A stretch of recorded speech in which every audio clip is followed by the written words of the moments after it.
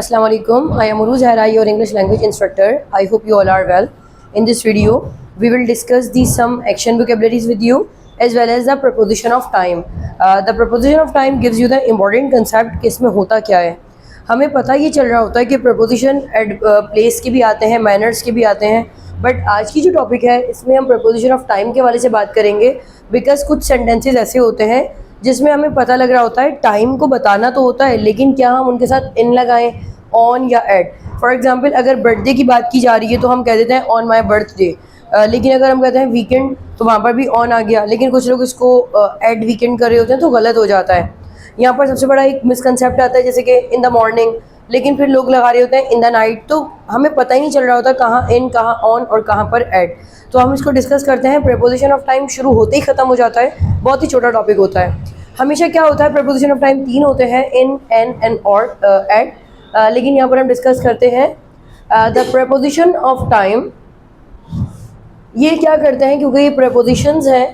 Preposition of time I am discussing the plural concept of prepositions. तो यहाँ पर ये टेल अस अबाउट किसके बारे में बताते हैं.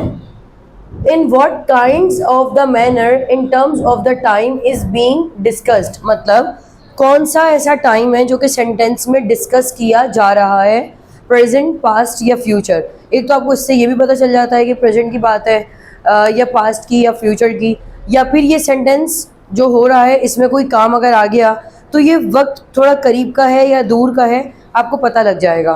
तो यानी सेंटेंसेस में टाइम को लेकर प्रपोजिशन को हम डिस्कस करते हैं कि कौन सा sentence present, past and future की बात कर रहे हैं इन terms of the time.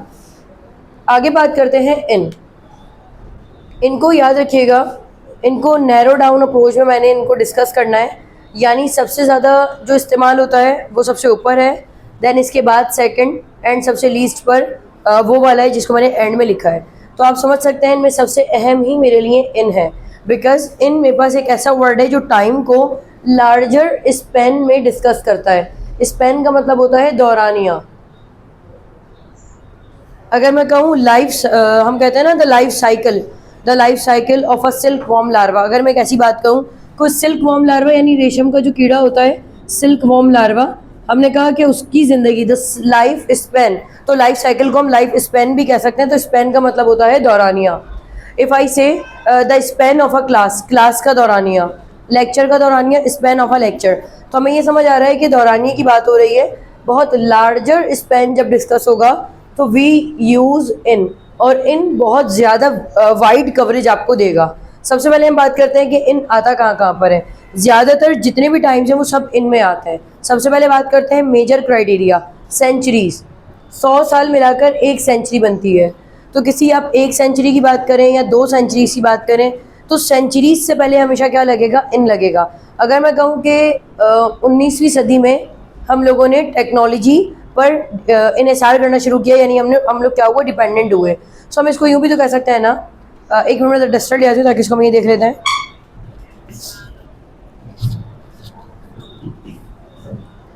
For example 19वीं सदी में तो हम क्या कहते हैं, इन द 19th सेंचुरी. तो अब आप अंदाज़ा लगाएं, मैंने एक सेंचुरी को स्पेसिफिक नाम दे दिया. In the 19th century we started to become dependent on technology.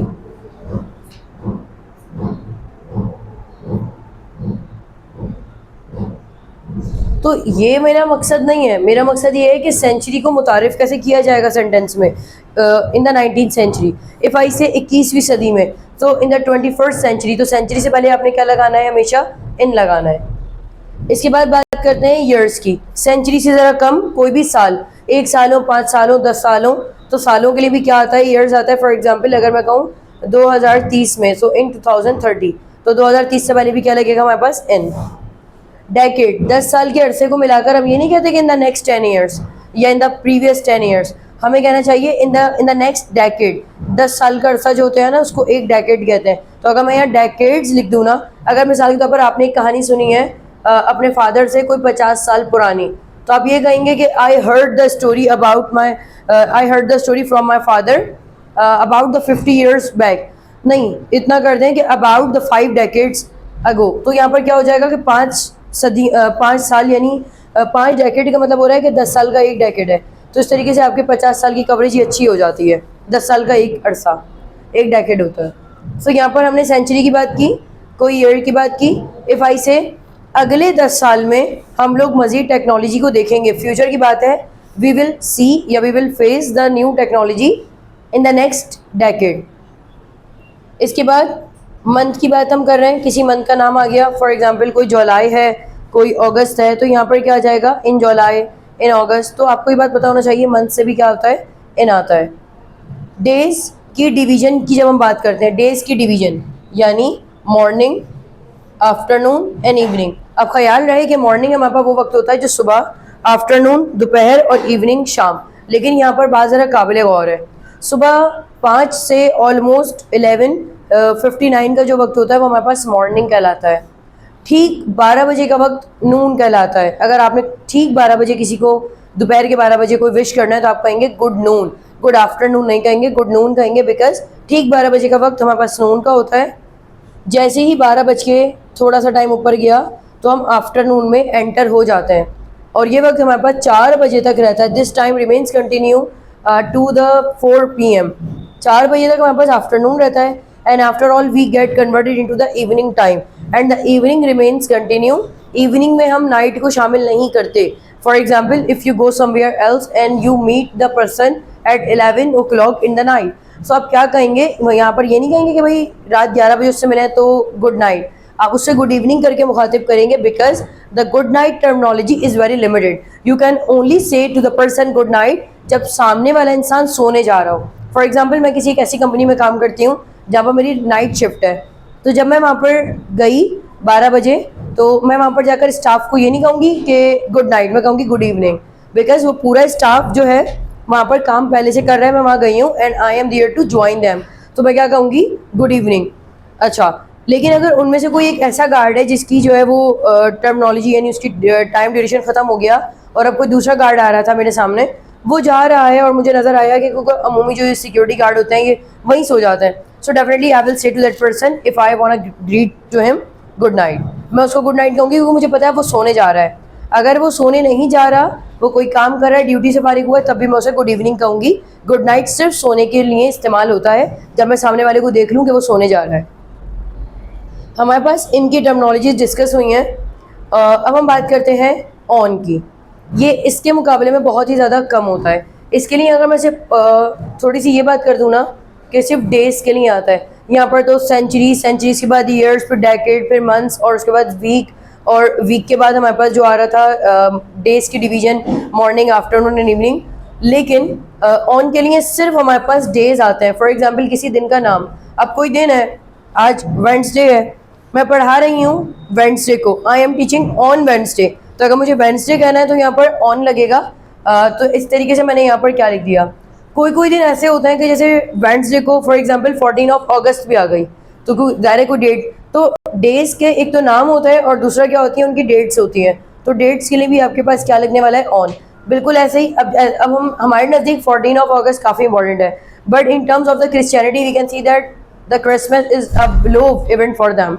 तो क्रिसमस क्या होगा उनके लिए, बिलोव्ड इवेंट है, तो वो इसको क्या कहेंगे, ऑन क्रिसमस। वो ये नहीं कहेंगे ऑन 25 दिसंबर, कहना चाहें तो कह दें क्योंकि वो डेट के लिए तो लगेगी। लेकिन अगर वो किसी इवेंट का बाकायदा नाम इस्तेमाल करते हैं, जैसे हम कहते हैं इंडिपेंडेंस डे, तो ऑन द इंडिपेंडेंस डे, इन नहीं आएगा, एट नहीं आएगा। कोई बर्थडे है या फिर वीकेंड पर, तो हम एट वीकेंड लगा रहे होते हैं, जो गलत है। ऑन वीकेंड होता है हमेशा, वीकेंड के लिए ऑन लगता है। एंड इसके बाद हमारे पास आता है, बिल्कुल इससे भी कम नैरो डाउन की अप्रोच आ गई। अगर आप देखें यहाँ पर हमने बहुत सारे एलिमेंट्स डिस्कस किए थे, but in the on we discussed only the days. And अब हम बात कर रहे हैं डेज में से भी, मतलब जैसे कि मैंने आपसे कहा था कि मॉर्निंग, अब मॉर्निंग हमारे पास ऑलमोस्ट 6 आवर्स की होती है। अब ये 6 आवर्स का हमारे पास एक अरसा था। 6 आवर्स में से भी मैं किसी एक मोमेंट की स्पेसिफिक बात करूँ, किसी एक घंटे की, किसी एक फिक्स टाइम की, तो वहाँ पर हमारे पास क्या आता है, at. For example lunch time, अब लंच टाइम एक से ज़्यादा स्टार्ट्स 1 PM to 1:30, तो वो जो आधा घंटा है ना, that's called the lunch time. I can not say that the after the 1:30 is called the lunch time, no. तो बहुत ज़्यादा एग्जैक्ट हो गया, that's called lunch. At meeting, किसी से मुलाकात करनी है, मीटिंग करनी है, कोई मीटिंग हो रही है, तो business meetings and the casual meetings are suppose to be held around 1 hour और जस्ट फॉर द 2 hour। तो आप बहुत ज़्यादा स्पेसिफिक टाइम की बात कर रहे हैं। घड़ी के टाइम के लिए भी आपके पास क्या आता है, एट आता है। एंड नाइट की बात, अब वापस आ जाते हैं अपने पॉइंट पर। मैंने कहा morning, afternoon, evening we discuss with in, लेकिन नाइट में क्या होता है, because night is just a so rare case. हम वीकेंड पे मैंने कहा कि ठीक है मैं रात में आपसे मुलाकात करूंगी, बिकॉज आई नो कि आज वीकेंड है और आज मेरी ड्यूटी नहीं है। ऑलमोस्ट जो हम सबका वीकेंड है ना, तो जो मेरे लिए रात है वही आपके लिए है। सो definitely I can say that I will contact you at night. लेकिन इफ़ आई से कि अब नाइट का मसला भी ये है कि स्टार्ट होती है किसी की 12 बजे, किसी की दोपहर में, बिल्कुल ऐसे ही जो मिड नाइट होता है वो रात हमेशा 3 बजे होता है। तो मिड नाइट हमेशा 3 बजे होता है, that gives you the fix time expression. तो इसके लिए भी आपने क्या लगाना है, एट मिड नाइट। तो नाइट एंड मिड नाइट के लिए हमेशा एट आने वाला है। So I hope you got my point. और यहाँ पर कुछ एक्शन वोकेबलरीज हैं, I want you all to just learn it. The first one is play the drum. अच्छा, ड्रम कहते हैं ढोल को, प्ले द ड्रम ढोल बजाना। इफ़ आई से play the guitar, play the musical instrument, कोई भी म्यूजिकल इंस्ट्रूमेंट बजाना, जो लफ्ज़ बजाना होता है ना उसको हम प्ले कहते हैं एक वर्ड के अलावा, दैट्स कॉल्ड सीटी बजाना, उसे कहते हैं विसल। सीटी बजाने को बस विसल कहेंगे, एक TSF विसल। विसल उसका मतलब ही सीटी बजाना है और उसमें प्ले नहीं आता। इसके बाद है डू बैक बाइटिंग, गीबत करना, किसी के पीठ पीछे बुराई करना। थिंक अगेन, दोबारा सोचना। स्विम इन द ओशियन, बहुत गहरे समंदर में तैरना, ओशियन बड़े समंदर को कहते हैं। प्रैक्टिस, मशक करना, किसी चीज़ को बार बार प्रैक्टिस में लेकर आना।